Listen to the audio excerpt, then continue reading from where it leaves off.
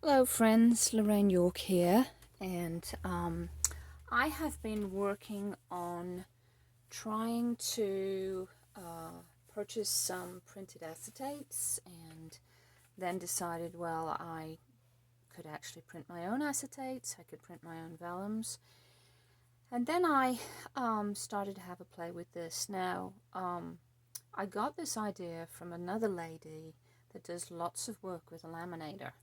And she does buy matte laminate in the UK, but it's fairly expensive still here in the US. So I have used just regular glossy laminate for these. And so I want to show you how I've done this. I did this purposely so that I can cut them down and fix them into my Stalogy so that I can just separate the months and things. And so what I did was, I'll show you how I did this. I selected a few napkins that I really liked, and rather than explain it, why don't I just show you? But let me show you this first. These are the finished products, and see, this is an A4, which would be big enough to actually make a wrap. Or you could cut it down or just make it into a single page. So that's that one. That's a Pier 1 napkin. That's why it's so beautiful. But this one right here, this is a Dollar Tree napkin. Enjoy simple pleasures. Now, because of the way the napkin was made, you see I'd have to lose that little bit on the end there, and I probably would end up cutting it like that for my Stalogy. But that could easily make a wrap for a traveler's notebook. Isn't that beautiful? And they're quite sturdy. So those are the ones I've done so far. So I'm going to show you how I prep it and how I put it through my laminator. So let me just grab another napkin here.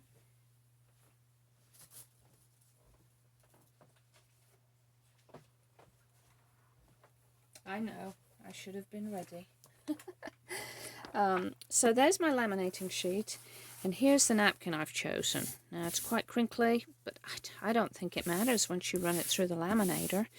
So what I'm going to do is I'm going to open it out, and I'm going to fold it in half, like so. Let's meet those edges, just to get it nice and squared off. And then I'm going to take my scissors and I'm going to cut along that line.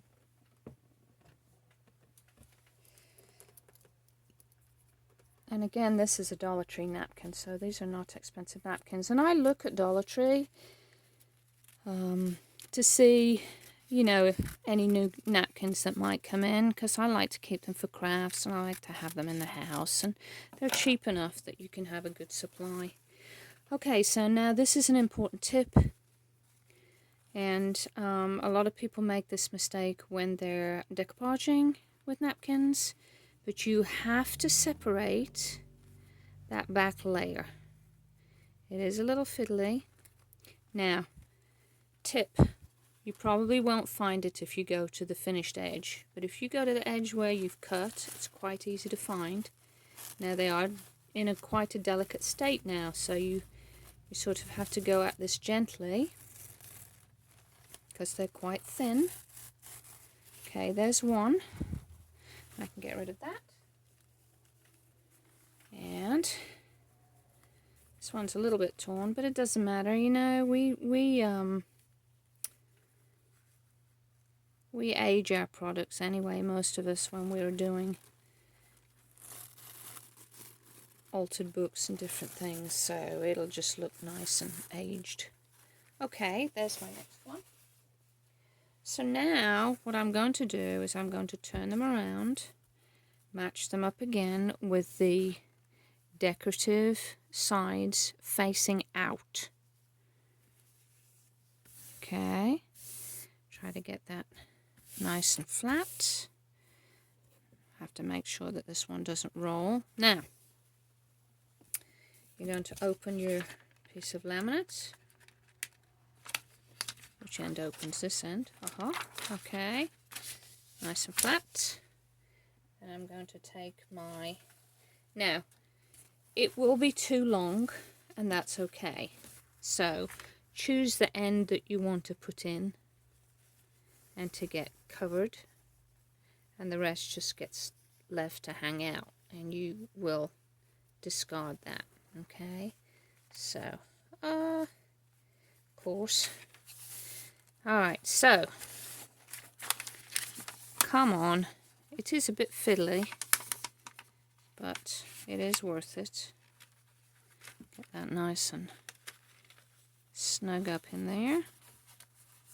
Okay, now just get this flattened out.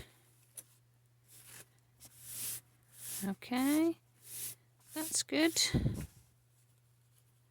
That's nice.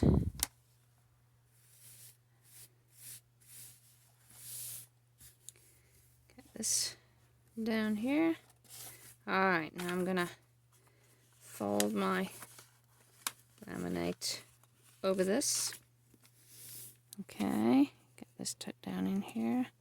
This was an old grungy napkin, so you know, that's why it's giving me some problems. Now, I'm going to run this through my laminator, but I'm going to have to do that off screen, and it's going to take a few seconds to do that. I've already warmed up my laminator.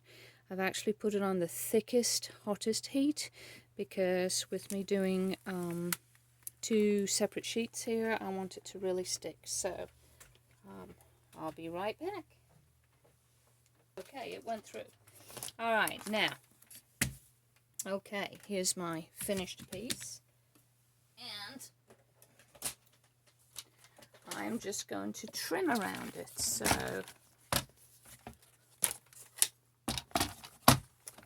let's find a straight edge first, and then it will keep everything dimensional. So we're just going to trim this one edge. That's the top edge. And then I'm going to trim down this edge and take off, you know, where it's sealed.